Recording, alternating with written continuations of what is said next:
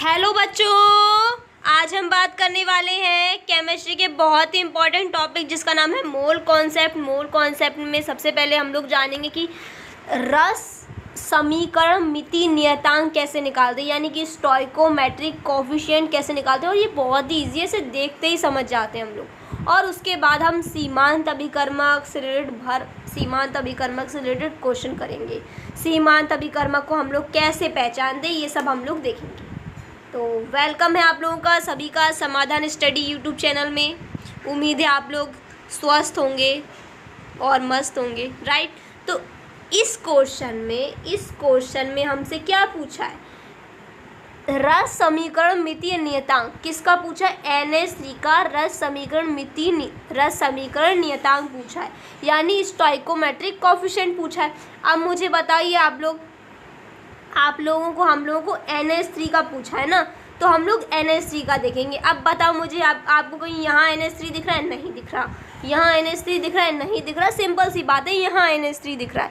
अब NH3 के आगे कुछ लिखा है क्या? हाँ, NH3 के आगे 2 लिखा है। तो NH3 का रस समीकरण मिति नियतांक कितना होना चाहिए बताओ? 2 होना चाहिए, राइट। तो ये इतना सिंपल सा क्वेश्चन है, बस ये क्वेश्चन सॉल्व हो गया। NH3 का रस समीकरण नियतांक यानी स्टोइकोमेट्रिक कोफिशिएंट कितना होता है, मतलब कि समीकरण दिया जाएगा और पूछा जाएगा। तो ये तो बहुत ही सिंपल सा क्वेश्चन हो गया। और अगर हमसे पूछे कि N2 का रस समीकरण मिति नियतांक कितना होता है, तो यहाँ पे कुछ नहीं है N2 के आगे, तो जहाँ कुछ नहीं होता तो वहाँ 1 माना जाता है। तो N2 का रस समीकरण मिति नियतांक कितना हुआ? 1 हुआ। अब H2 का रस समीकरण नियतांक पूछा जाए तो कितना होगा? 3 होगा। सिंपल सी बात है, यहाँ पे H2 के आगे 3 लिखा है, तो रस समीकरण मिति नियतांक 3 होगा। अब कुछ लोग क्या करते, कुछ लोग ना यहाँ पे 3 और 2 को गुणा कर दे, पर ऐसा नहीं करते हम लोग। यहाँ पे देखो हम लोग क्या करते हैं, ये आगे वाली संख्या देखते हैं। H2 का रस समीकरण मिति नियतांक क्या होगा? 3 होगा, राइट। N2 का 1 होगा। और हमसे पूछा किसका था? NH3 का। तो NH3 का हमारा आंसर कितना आ जाएगा? 2 आ जाएगा, क्योंकि NH3 के आगे 2 लिखा है, राइट। अब ऐसे क्वेश्चन तो हम लोग कर ही सकते हैं, राइट। अब हम लोग बात करते हैं सीमांत अभिकर्मक की। ये देखिए, हम लोग बात करने वाले हैं सीमांत अभिकर्मक को कैसे पहचाने। कौन है सीमांत अभिकर्मक? तो आप लोग मुझे बताओ, ये सीमांत अभिकर्मक का मतलब क्या होता है? सीमांत अभिकर्मक का मतलब होता है जिसकी मात्रा कम हो वही सीमांत अभिकर्मक होता है। तो देखो, जैसे कि मेरे पास ये 357 ग्राम है। अब हम लोग बात करते हैं सीमांत अभिकर्मक के बारे में। तो सीमांत अभिकर्मक को हम लोग, जैसे हमको कोई क्वेश्चन दे दिया रहता है और रिएक्शन दे दी रहती है। अब पूछता है कि सीमांत अभिकर्मक को पहचानो, कौन सीमांत अभिकर्मक है। तो सीमांत अभिकर्मक को हम लोग कैसे पहचानेंगे? जिसकी मात्रा कम दी होगी, सुनो, जिसकी मात्रा कम होगी वही हमारा होगा सीमांत अभिकर्मक। अब इसे हम क्वेश्चन से करके देखते हैं। तो सीमांत अभिकर्मक को हम लोग कैसे पहचाने? तो देखो, इसको पहचानने की मेरे पास ट्रिक है। जैसे कि मेरे को ये रिएक्शन दी हुई है, तो हम लोग क्या लिखेंगे? सबसे पहले मोल लिखेंगे। अब आप लोगों को पता होगा, अगर हमको मोल भी नहीं दिया होगा तो हम लोग क्या फॉर्मूला लगाएंगे? मोल निकालने के लिए हम लोग क्या फॉर्मूला लगाते हैं? भार, यानी कि भार बटे में क्या? उसी का अणु भार। तो ये हम लोग मोल निकालते हैं, राइट। तो ये अगर हमको मोल नहीं दिया जाएगा तो हम लोग ऐसे करेंगे, मतलब मोल निकालेंगे फिर। तो सीमांत अभिकर्मक को हम लोग निकालने के लिए क्या करते हैं? A के मोल, यानी इधर के मोल, और इधर के मोल को हम लोग क्या, देखो यहाँ पे A के मोल लिखे और यहाँ पे रस समीकरण मिति नियतांक लिखा। अब ये रस समीकरण मिति नियतांक, ये जो आगे लिखा रहता है नंबर वाला, उसे बोलते हैं रस समीकरण मिति नियतांक। और यहाँ पे B के मोल बटे B के आगे क्या लिखा है? Small b। तो ये इसका रस समीकरण मिति नियतांक हुआ। अब इन दोनों का रेशियो करेंगे, इन दोनों का, जिसका रेशियो सबसे कम आएगा वही हमारा होगा सीमांत अभिकर्मक। अब इसे हम क्वेश्चन से करके देखते हैं, राइट। तो अब जैसे कि ये हमारे पास सीमांत अभिकर्मक को पहचानने से रिलेटेड एक क्वेश्चन दिया हुआ है, जिसका भार दिया हुआ है N2 का भार दिया है 56 ग्राम, H2 का भार दिया है 10 ग्राम, और हमको ये अभिक्रिया दी हुई है। अब इनमें से पहचानना है कि हाइड्रोजन सीमांत अभिकर्मक है, N2 सीमांत अभिकर्मक है, NH3 सीमांत अभिकर्मक है, या फिर हमारा नन ऑफ दिस सीमांत अभिकर्मक है। तो क्या आप लोग इसे 4 ऑप्शन दिए? A, बी, सी और डी। तो इनमें से बता सकते हैं कौन हमारा सीमांत अभिकर्मक है। तो देखो हम लोग इसे कैसे सॉल्व करेंगे। सबसे पहले हम लोगों को यहाँ पे भार दिया हुआ है। क्या दिया हुआ है? भार दिया हुआ है। तो हम लोग क्या निकालेंगे? भार दिया हुआ तो हम लोग मोल निकाल सकते हैं। हम लोग किसका मोल निकालेंगे? N2 के मोल निकालेंगे। तो मोल बराबर क्या होता है? भार, यानी 56। और अणु भार, N2 का अणु भार कितना होता है? 28 होता है। ये आप लोगों को पता होगा। ये हमारे पास N2 दिया हुआ है, N2। तो यहाँ पे जो N2 दिया हुआ है इसका अणुभार कैसे निकालो? देखो यहाँ पे 2 लिखा है, यानी N2 यानी कि 2 नाइट्रोजन है। और नाइट्रोजन का जो भार होता है वो परमाणु भार होता है, वो 14 होता है। और 14 को 2 से गुणा करते हैं तो 28 आता है।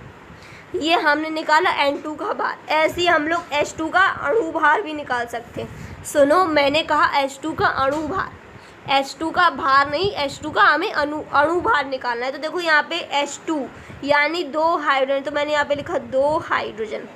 और हाइड्रोजन का परमाणु भार तो 1 होता है, तो H2 का जो अणुभार आया ये भी 2 आया, राइट। तो हमें क्या निकालना था? N2 का हमें मोल निकालना था। तो 28 से 2 से डिवाइड करेंगे तो यहाँ पे 2 मोल आ जाएंगे, यानी N2 के हमारे पास 2 मोल आ गए, राइट। अब हम लोग H2 के भी मोल निकाल लेते हैं।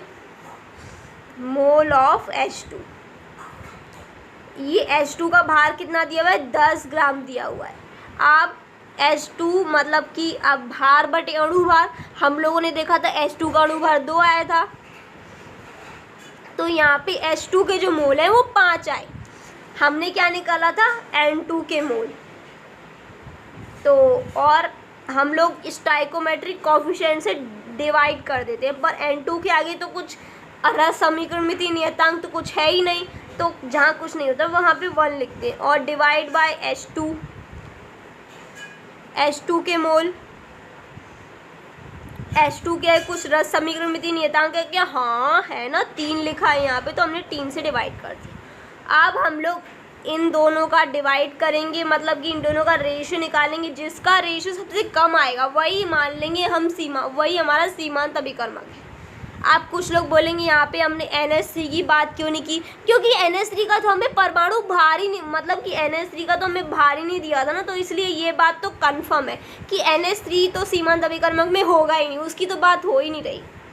तो अब हम लोग जानते हैं कि ये जो N2 था, N2 के मोल कितने थे? 2 थे, राइट। यहाँ पे हम लोग देख लेते हैं, ये N2 था, यहाँ पे N2 के मोल 2 थे। और यहाँ पे H2 के मोल कितने थे? 5। और इसको हमने 3 से डिवाइड कर दिया तो कितना आ गया? मतलब कि तो 1 पॉइंट समथिंग कुछ आ जाएगा। तो मतलब क्या हुआ इसमें जिसकी वैल्यू सबसे कम होगी, तो देखो यहाँ पे H2 का हमने निकाला तो ये 1.6 आया। जिसकी वैल्यू सबसे कम होती है वही हमारा सीमांत अभिकर्मक होता है। ये देखो यहाँ पे, ये जो हमने टोटल निकाला यहाँ पे 2 आया था, और ये टोटल निकाला यहाँ पे 1.6 आया। तो बताओ 2 बड़ा है या 1.6 बड़ा है?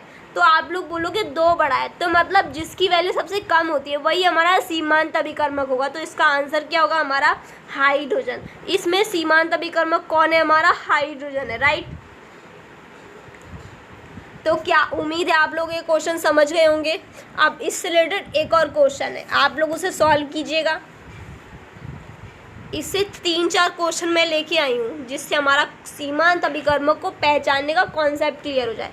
तो नेक्स्ट क्वेश्चन हम लोग देख लेते हैं एक बार, ये वाला। क्या आप लोग इस क्वेश्चन को सॉल्व कर सकते हैं? खुद एक बार सॉल्व कीजिए वीडियो पॉज करके।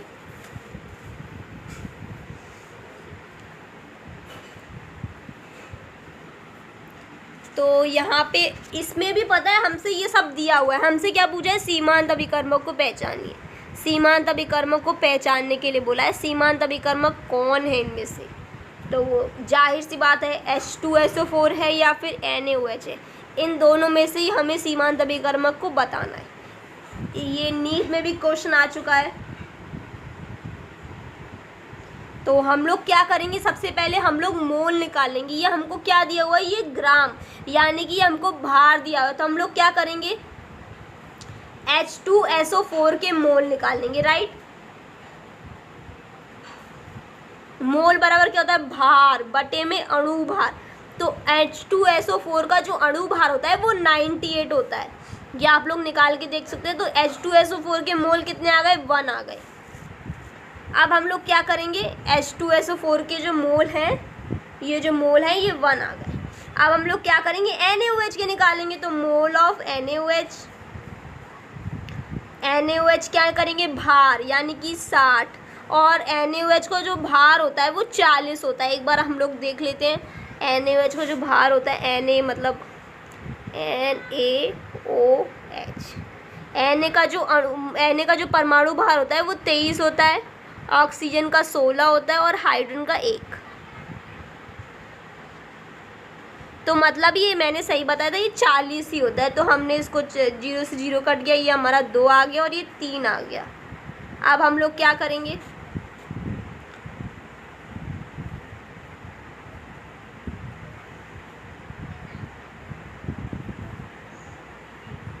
वन 1.5 समथिंग आ रहा है। तो ये हमारे पास ये जो NaOH है इसके मोल कितने आ रहे हैं हमारे पास, 1.5, और इसके मोल कितने आ रहे हैं हमारे पास, 1 आ रहे हैं। अब कुछ लोगों ने पता है क्या किया होगा, यहीं पे आंसर देने लगे होंगे। तो ये तो अभी हम लोगों ने मोल निकाला है, ये अभी हम लोगों ने मोल निकाला है। अभी तो हम इसे स्टाइकोमेट्रिक कोएफिशिएंट से देखो। अब हमने क्या किया, H2SO4 के मोल, मैं इसे थोड़ा ऊपर लिख लेती हूँ, H2SO4 के मोल।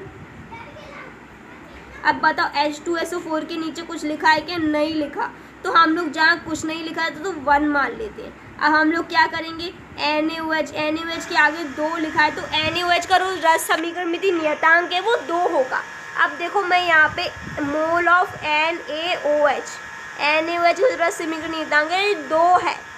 अब हम लोग इसका रेशियो निकालेंगे, जिसका जो अनुपात है वो कम आएगा तो वही हमारा सीमांत अभिकर्मक होगा।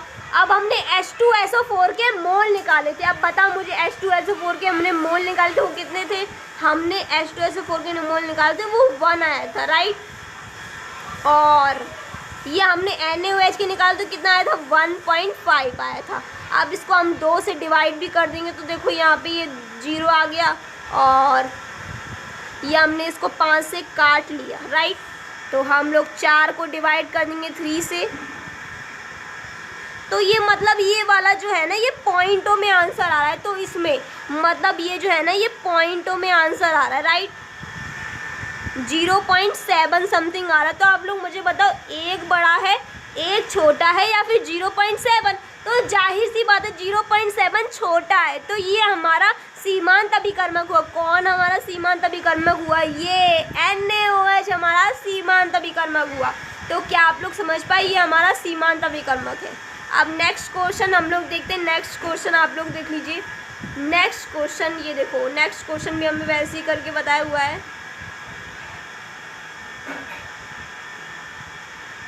अब नेक्स्ट क्वेश्चन की तरफ देखते हैं। देखो सीमांत अभिकर्मक, इसकी देखो वह अभिक्रियक जो अभिक्रिया से पहले समाप्त होता है उसे सीमांत अभिकर्मक कहते हैं। जिसकी मात्रा कम होती है उसे सीमांत अभिकर्मक कहते हैं, राइट।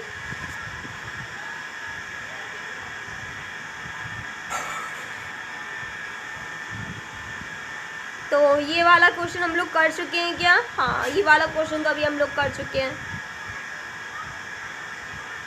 अब ये वाला क्वेश्चन हम लोग एक और बार देख लेते हैं। ये वाला क्वेश्चन, अब ये वाले क्वेश्चन को आप लोग सॉल्व करिए, वीडियो पॉज करिए, मेरे कहने पर इसे सॉल्व करिए। तो देखो इसमें हम लोगों को भार दिया हुआ है। तो देख लो एक बार इस क्वेश्चन को देख लो। इसमें हमें HCl का भार दिया हुआ है और यहाँ पे थोड़ा सा कट गया है, यहाँ पे हमें 36.5 दिया हुआ है।